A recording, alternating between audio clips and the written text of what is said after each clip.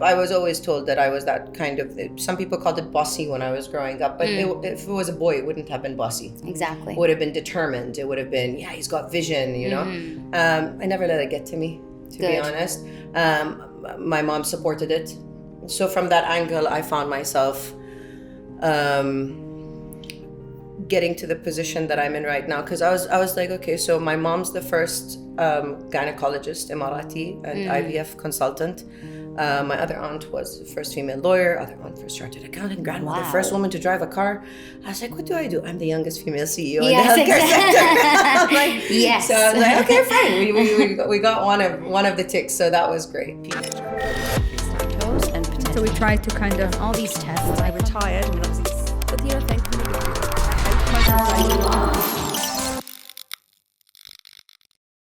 All right, we are out and about today. We are at Gargash Hospital. We actually love doing these, outside podcasts because they add a bit more flavor to our episode. And today, joining me on the show is Ghada Sawalmeh, who's the CEO of Gargash Hospital. Ghada, how are you? I am actually great. I'm pretty excited, as we were discussing earlier, about the long weekend that's coming, a week-long weekend, which is quite fun for everyone, I'm sure. Time to spend with family and time to get some recuperation. Yes, and agreed. Some downtime, yeah. Long overdue recuperation. For so sure. I feel like everyone needs it right now. First of all, I want to say you look lovely. You're very colorful today, and I love pink what today was the right shade. It's you know, beautiful. I mean, honestly, if someone's listening to this, head to our YouTube channel and watch the show, first of all, and secondly, look at how gorgeous. Got the Ramadan vibes going on, you love know. It. So love it. That's the one thing about Ramadan, is that you get to wear the comfy jalabias and it's formalish. Exactly. You know? And it always looks good, so it works formal, it works casual, it works everywhere. Dress it up or dress it down. Put on a pair of trainers and you're fine. Yes, exactly. Okay, Ghada, so today we're going to talk everything about, Gargash Hospital, when it was founded, the specialties, everything about the hospital. But before we dive into that, I love getting to know my guests first. Perfect. So I want to get to know you. Who are you? How did you get into this role? And did you ever think you would get into the medical industry? So I am the eldest of four. Okay. After me is my brother and then my two younger sisters. We all have some kind of contribution that comes into the healthcare space. Okay. So for myself, it was always like my parents were both. My mom is the founder of Gargash Hospital. My father, may he rest in peace, was a general surgeon consultant. Wow. And focused on bariatric surgery. And it was I always was intrigued and interested in healthcare. Mm-hmm. The only thing is that I'm quite an extrovert personality. So I never, I got accepted into med school, but then I looked at myself and you have to sometimes take that moment and say, you look inwards. And I was like, I'm very extrovert. Could I do what my mother did and my father did all of these years? Because you really have to commit. Yes. And I didn't want to end up coming into it with the easy, well, I know this person, so I'm going to get that job. Mm-hmm. So I was just like, okay, I'm pretty good also with talking with people, with marketing, with things like this. So then I went into business. I remember my father wasn't very happy about that. Of course, he was like, what? No, you have to, it's medicine. You're the first child. Exactly. So but my mom was very understanding because coming from a business background herself. And I found myself going down marketing and management, double major, and then doing my postgraduate in my MBA. And then I did my, I shadowed some CEOs in the second largest semi-private medical facility in Italy, and then in EV Valencia also. I did my training in IVF spectrum and center management and things like that. So it was quite fun to be able to jump around and learn from different places around the world, especially that some of them were going through a hyper growth phase. So I found it quite interesting because Dubai is always in a growth phase. Of course. Forever evolving. Yeah. Yes. So for me, it was more like, okay, I'm going to go into business, as I said, BBA. And then I found hospital management and I was like, okay, you know what? Chutzpah, perfect. I'm gonna go down this route. And I my mom said that makes a lot of sense. And as I think we discussed before, my mom's been my rock through everything that I've done. We have had our disagreements in certain things when I'd be like, no, but I think it's this way. And she's like, you know what, go and try it out. I was like, I will. Yes, exactly. It's part of the mother-daughter dynamic. Like, you have to have that. Especially the eldest. I always tell my brother and sisters always tell me, you always end up getting what you want. And I'm like, no, it's because there's the longest loyalty program over here. Exactly. I have the longest loyalty program. It's 30 plus years of loyalty program. True, So, true. Yeah. I like that. Yeah, and from another perspective, I'm also quite adamant on getting things done. And I do have goals and I do have a vision of how I want things to be done. And I was always told that I was that kind of, some people called it bossy when I was growing up, but if it was a boy, it wouldn't have been bossy. Exactly. It would have been determined. It would have been, yeah, he's got vision, you know. I never let it get to me, to be honest. My mom supported it. So from that angle, I found myself getting to the position that I'm in right now. Because I was like, okay, so my mom's the first gynecologist, Emirati, and IVF consultant. My other aunt was the first female lawyer, other aunt first chartered accountant, grandmother, first woman to drive a car. I was like, what do I do? I'm the youngest female CEO in the healthcare sector. I'm like, yes. So I was like, okay, fine.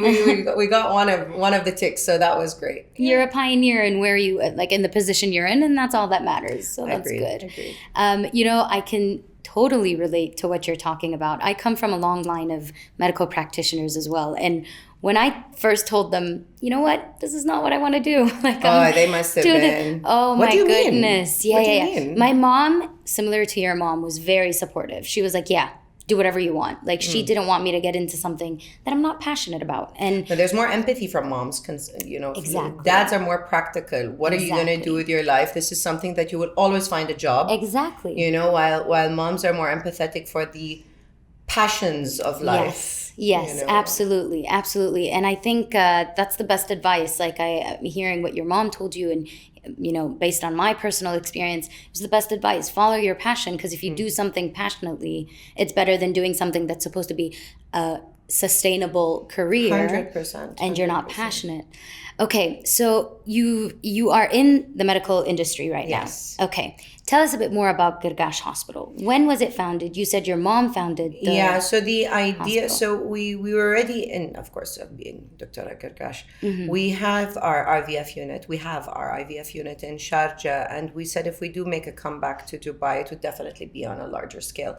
We were getting a lot of, not to of course, there has been a lot of changes as far as regulation is concerned. But at the time in 2014, if I remember correctly, 14, 15, we would get patients that, you know, not necessarily the right treatment was done for them, or said treatments were done but weren't really done. Nothing was actually. So we didn't like that unethical practice that we were hearing about internationally, as well as, you know. Oh, of course. It was happening everywhere, and the patients were coming, and we were like, you know what, if we're going to go back, we're going to go back with something that makes sense. So as you know, Gargash Hospital, we are not a huge hospital. We have 36 specialities and departments, with hopefully growing into more subspecialties, because healthcare, medicine is just so vast. You know, every specialty has such a wealth of different subspecialties within it. And we wanted it, we keep pushing the concept of transparent and ethical healthcare and preventative healthcare. People don't need to come to hospital when it's a scary time. You know, it's very important to remember that hospitals are here actually to help you, not just in the stressful times. They're also places of great happiness. The only time that we remember it's a place of happiness is when we give birth. Oh, yes, of course. You know what I'm saying? Yes, but there are yes. so many other things. Being tested negative for COVID. Yes. People were so happy when after 4 to 12 hours you'd end up getting a negative result Yes, and you could absolutely. finally travel. You know what I'm saying? But Yes. why should it be tied to something bad? Preventative measures is very important. Finding a mole this small versus finding a mole this big. Yes. It makes a huge difference. Yes. So we said the idea was born around 2014, 2015. We procured the land sometime after that, and then the design process began. My brother is he's an architect, and Amazing. he worked and project manager for the facility. I did the interiors, because I was like, I don't want brown anywhere. Exactly. a lot of places tend to have brown and beige, and I was like, it's brown and beige outside. I don't need that inside as well. Exactly. So that's one of the things I was, I wanted, again, the same concept of, serenity, calmness, chill vibes, as they say, when you come into a place. You don't need to be stressed when you come in. Yes. We started we got a soft launch in 2019, August, if I remember correctly. Yes, August. And then our grand launch was supposed to be in March 21st, and that's when the lockdown was actually announced that so day. That was fun. Yes. But you started with a BAM. So the decision was, should we, because we were like 11 doctors, and I think the total number of staff is 30 something, 40 staff. I was like, okay, I could give everyone either unpaid leave, paid leave, semi-paid leave. There were so many different options that the government was giving, right? Or should I just go ahead full throttle? And I just said, you know what? Let's just go ahead, because it's a very important... We're in the healthcare industry. We're here to help people. Yes. Let's just go. Let's just see what we're going to do. Very steep learning curve. Yes. Very quick learning modes. Yes, absolutely. Adapting, changing. And that's something that I'm very proud of my team, is that we had the weirdest situations happen, be it the patient or be it the doctors that we had, the staff that we had, and the fact that we were able to navigate. My management team was just me and my CFO. Oh, to begin with, you know, and my EA, Mr. Shibu, Yes. That was just us, we were the ones running around and getting everything done, and I think we were in the middle of getting a new HR, so it was a lot was happening. A lot was happening. So it was I'm very proud of how far we've come throughout these 4 years. Could you imagine? It almost seems like it was yesterday. Like whenever anyone mentions the COVID, pandemic, it just happened. I think people are still recovering from 100%. The COVID amnesia. Nobody wants to remember. Honestly, and people just don't want to come to terms with the fact that 4 years have passed since this global pandemic that changed everyone's lives. 100%. It changed so many things. It changed businesses. It changed the way that people appreciate their time, value their time. Everything's changed. How you spend your money has changed. Everything's changed after COVID. Of course. And what you view as important in life has drastically vision, changed. Yes, I agree. You start to think, you thank God for your health, for your family, for the blessings that you have. And it really put everyone's feelings. And I feel like self-care really grew, giving time to yourself. I always was pretty good at managing my time. But I feel like after COVID, it just became but I really want my time. Yes. Me time. It does make a difference in even if it's an hour post putting my daughter and my food and everything to the side, having that 1 hour to myself makes such a big difference. And sometimes even you're invited and you're like, okay, maybe not today. Yeah. Why? You start to prioritize. You know what? I don't really have a reason. I love you guys. It's just, I really want this Friday for myself. Absolutely. I want to mask it up. I want to watch some Netflix and I want to chill on my own. Exactly. Absolutely. I agree. 100%. Self-care, number one, after that pandemic and after everything we've been through. So the hospital was put through the test, with the pandemic when it hit. And I think that was the best beginning anyone could wish for, because you guys were frontliners. I mean, we were frontliners. It helped us establish really quick relationships and reliability from the Ministry of Health, Dubai Health Authority. It was such a group work that came together. It really brought all the facilities together, but especially from being the new kids on the block and having that fast track. As I said, my team was small, so at 4:00 in the morning they'd be calling me from the DHA. We need an ambulance here. Quick now! I'm going to get started. Dispatch. Yeah. Of course. So it helped us prove ourselves. Amazing. And even after that, we had a few meetings and so what policies do you guys have for that? Oh, well, we've got a policy actually for this. So because we came into the game knowing exactly what we want and what we don't want. Exactly. So our policies, our committees, everything was in play, So it's quite nice that both of when it comes to the partnership that we have with the government, we're able to exchange ideas as well, which is quite Nice. liberating to a certain extent. Nice, nice. So you I know you mentioned something during our conversation. We're not a big hospital, but you have 36 specialities. Like that is big. I mean, it's considering, so we've got everything. So we are the first hospital to have had a fully fledged IVF unit, meaning that it has its own OT, it That's has its fantastic. own pre-op, post-op, lab. Amazing. All of it. I think the only thing that we don't do is genetics, because that's a completely different Right. lab setup. Maybe potentially, you don't know.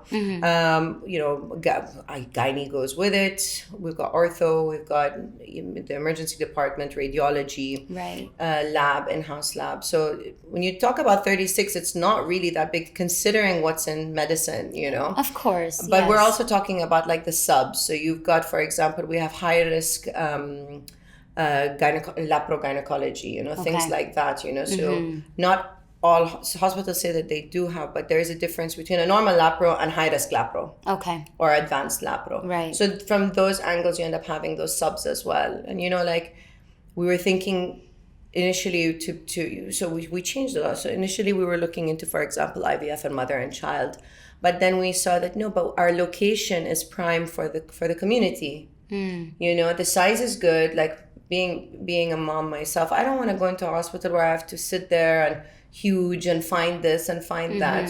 So our positioning is quite prime for us to be something where the community and a family can come, finish what they need to do and go. So all the care that goes along with mother and child, Yes. and from conception all the way to growing up, we have it over here. It's just the sub specialities, like for example, when you look at pediatric surgery, things like that, that's a different kind of setup. But again, that's something that I would look at in the future. So there's always so much to invest in and expand in internally before you even think about looking at it from a... Absolutely. Yeah. Absolutely. You start from within Yeah. to be able to actually physically expand the Agreed. space. And I agree 100%. But I also appreciate greatly the fact that you were saying you're aiming to educate the public about preventative 100%. medicine. It's something very important. I want to know more about that. Like, what are you doing to educate the public, and what is that general feeling that you get from people that they don't actually seek medical attention unless there's an emergency? So from a general perspective, I think if you're following us on Instagram or this, I don't do a lot of very mainstream marketing Okay. media. So I tend to do more community based. I come to you. Yes. So a lot of our or we do family days sometimes. I think it's 2 to 3 times a year because it's by great demand from the patients. Having that kind of relationship change from it rather being than just that commercial bombardment, Yes. which I don't appreciate as a consumer. So I said I don't want to do that ever. Yes, absolutely. So that's why when you see it, there's a lot of, we come into the perspective of either through our social media, giving in some tips and tricks. For example, now it's Ramadan, as we know. Coming in, everybody knows about Breast Cancer Awareness Month and all of that, but there are so many other forms of awareness months that come in, and we try to bring the doctor to you with these how do I call it, a campaign? Not really a campaign. It's more like An initiative. Yeah. Like sometimes we would go, to some public venues or something like that where we come to you, we explain what's going on and what is it exactly that we're trying to teach people over here. And then from there, if you're interested, come in. I don't like to force people because the consumer is clever. Of course. The consumer no longer is the consumer of back in the day that you could fool with a few ads. Of course. It's not just about price anymore. It's also about what kind of information do I feel is actually valid to my issues. Of course. So that's a kind of little change that I always tell my team. If you can go out there and educate, be it on a social media platform or be it in a venue, I prefer that than you just having the person scared, thoughtless when they come into the facility. Of course. So we do have a lot of patients now that just by themselves now from 2021 after COVID, they themselves are coming yearly for their checkups. Because we don't tell them when you're 21, we don't tell you, oh my God, you've got no markers. Oh, every year you must come for your checkup. We say, no, you know what? you can come every 2 to 3 years. Yeah. It's not necessary. You know what I'm saying? There's no need to fear monger Yes. patients because it's not going to last. They're going to figure out that you were scaring them. And the counterindicative thing of that, the bad thing about that is that then when something is wrong, they'll keep it until it gets really bad. Absolutely. And that's when you hear about things like tumors that are 4.4 centimeters or kilograms. And that's just ridiculous to me, you know. But that means that maybe they're just fed up. They are fed up. And, you know, this idea of instilling fear in patients goes back to the ethical, you know, 100%, values that you have. 100%. You don't want to do that. It's unethical. It's not the way to go. You don't sugarcoat. Yes. But you also have to be transparent and ethical. Of course. You don't need to scare them. You can tell them, look, I'm seeing this and it could lead to this, but we can check for this marker. Exactly. If this marker does, there are steps. Yes. You don't just jump the gun. Yeah. When you jump the gun, you end up causing a lot of confusion. And what happens when you end up getting bad news? All of us have experienced this in whatever way, not only from a healthcare perspective or from your own personal health perspective, life choices, things. You just hear ringing in your ears. Of course. You know, ما في استيعاب. There's no absorption of the information that's coming your way. Oh, absolutely. And confusion happens, and then what happens? You spiral. You go to another doctor, another doctor, another doctor, another doctor, and then you get scared that each one said one thing, and then you go back to this. You know what I'm saying? So just do it right the first time. Exactly. You know, second opinion is never wrong. I'm not saying, oh, if you come to Gargash Hospital, you might never, you know, that's just false advertising. But the point is that I want to be the person that you can say, you know what, I doubt that they would have said something wrong. And I know my doctors, because I'm very picky about the doctors that we have on our team, they even if we don't have the specialty, they'll refer you to the right person that can help you with that. And that's important. Like, we don't have oncology. We don't have cancer treatments. You know, that's a completely different kind of setup. But we know where to refer you to. And again, ethical, transparent doctor that would be able to help you in the same standard of care that we would like to, that we do relay and we do portray. No, absolutely. Transparency is important, not only because consumers are no longer in the shadows, but also because information is at the tips of your finger right now. Yeah, which is great and also a bad thing. Exactly. I mean, it's not good to depend MD. on, yes, exactly, Everybody on thinks WebMD. that, yeah. But at the same time, you know, they can easily they can easily call your bluff. Yeah. Like, they can find out if a physician or an establishment is not being truthful to them. 100%. And I think that's crucial. And that's why, you know, medical facilities should really pay attention with how they deal with their patients. 100%. So I absolutely agree. It's everything is patient-centered when you're coming into the healthcare industry. Yes. Okay? They are the person that, if you're talking about it from a private perspective, they are the person that pays. They are the person that has your return client. They are the person that you are taking care of. The only reason your doors are open is because of them. They are your world. Yes. So make sure that you end up making them happy. How do you make them happy? By giving them true and honest information about what is going on with them. Absolutely. Absolutely. Be truthful. I think that's the main thing. Yeah. Okay, we want to kind of shift gears a little. So we met at the Future Women Leaders Forum, which was organized by Gulf News and Being She, and obviously you gave a fantastic speech, and it was so pleasant just to hear you talk about. It was fun. It was super fun. Exactly. We heard about your relationship with your mom and just you know, female entrepreneurs and female medical practitioners as a whole. I want to know more what you're doing for that initiative, and how are we taking care of women nowadays in the medical industry? Like, is there more attention being paid to women? So an interesting thing that me and my director of operations, Ms. Lubna, were sitting and having a conversation about after the Being She and Gulf News event, was that there's a few issues that we're hearing being highlighted that we don't have, thankfully, in Gargash Hospital. Be it from the perspective of, you know, chances being given, opportunities, things like that. In fact, we promote that. I have some staff over here that started, like they say, from the bottom, now they're here. Yeah, you know? exactly. And it's because we truly believe in what they're capable of, especially from I'm talking about from the female gender. I don't see a big difference, to be honest, when it comes, it's on merit. I find merit very important. I am having a push on that because I know that women have more to prove. You try to end up giving that opportunity. Sometimes an interesting one that we had that day was about mentoring. And I've given the opportunity a few times to mentor some individuals, but you have to be a proactive mentee. And if that doesn't happen, I'm very candid, and I tell them, look, this is what I think you need to be doing. And sometimes criticism is a difficult thing for us women to take. Of course. We are so used to it being a negative thing that we forget that criticism is also a positive thing. It can be constructive. Exactly. Yes, and I don't find myself as a rude or abrasive individual when I tell them what I think of what's going on.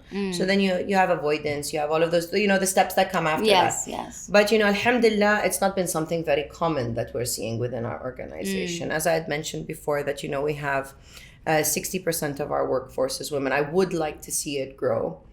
As I said, we're talking about growing. We're in the healthcare industry. When you're talking about nursing alone, that's your largest body, right? Yes. And they tend to be majority nurses, although we do have male nurses because they are very important and they critical. They are. But I would like to end up when I was talking about expanding more of the subspecialties, hopefully looking into it from a female angle, But again, merit is very important, and if you're providing a certain standard of care, that push needs to come from the training facilities, training institutes, and I think there's a big push in the UAE when it comes to that. Like we look at the DHA regulations, and how they're trying to push when it comes to training graduates and things like that, and we're hoping ourselves also to become licensed for that, but for the time being we're not. Then I can end up looking at it from a different angle. Yes, exactly. So I'm excited for that, but for the time being, because of the size and things like that, licensing takes a bit of time. Of course. Yeah, so that's actually a really good transition, because my next question was going to be like, where are you hoping to expand with Gargash? So what are the areas of expansion? Again, looking into some of the subspecialities, like that, again, support what we already have existing. I want things that would better what I already have. When you look at investments, when you look at investments, you're looking at, thank you. When you're looking at investments, you're looking at it from different angles. But why just jump the gun and say, I'm going to open a whole new department? Your department already has so many subspecialties that can go to. That also goes into technology as well. Right. So having that kind of growth, I'm looking at it from that perspective, potentially towards the end of the year. As far as a physical expansion right now, maybe, no idea. I'm going to think about it. We're going to think about it. We're thinking about it. You have such a busy schedule. We actually came in with everyone like hustling and bustling, and everyone's like coming into your office. Yeah, please. I know so many people were already in your office, so I won't take too much of your time. But my last question is, what's in the future for you as a female CEO in the medical industry? With a glow in her eyes. So there's a few things that it's been in my mind that I wanted to target, is that I want to grow more within our social responsibility aspect. I'd really hope that we can go a bit further than what we already have existing as some of the activations that we have, and also from our environmental aspect. So I'm really pushing for the paperless initiative. I'm really pushing. We already have, like, for example, solar panels and things like that. I like it. Our CSSD machine it's one of those that uses the minimal amount of water, but there's so many other steps. I would like to get a LEED certification at some point. Nice. Hopefully.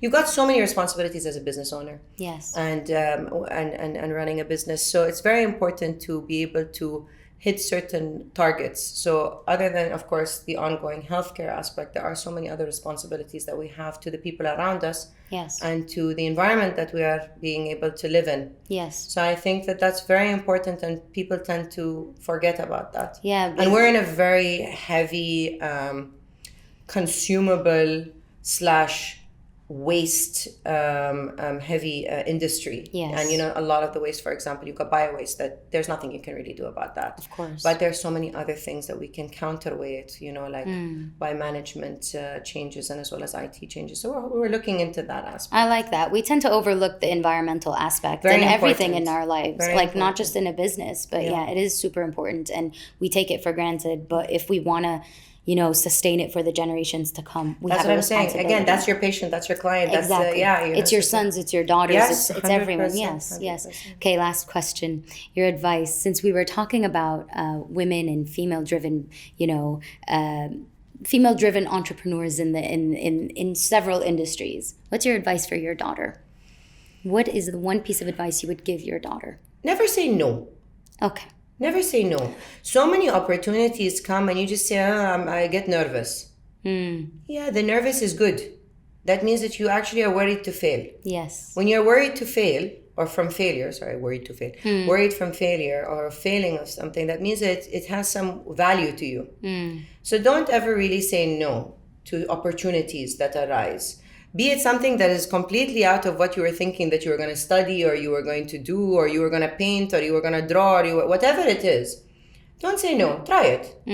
From there, you end up discovering different facets about yourself. We are so multifaceted as human beings. We tend to forget. I'm not just a CEO. I'm not just in healthcare. I'm not just in this. You have so many facets, especially as women, that one may actually give to the other's facet. You know, like each face will give to the other one, will promote or something new will shine. Yes. So that's why I always say, you know, like never say no. You never know what that no could have stopped you from growing from that aspect. I like that. And the nerves, I love that you mentioned the nerves. The nerves can actually be a driving force. 100%.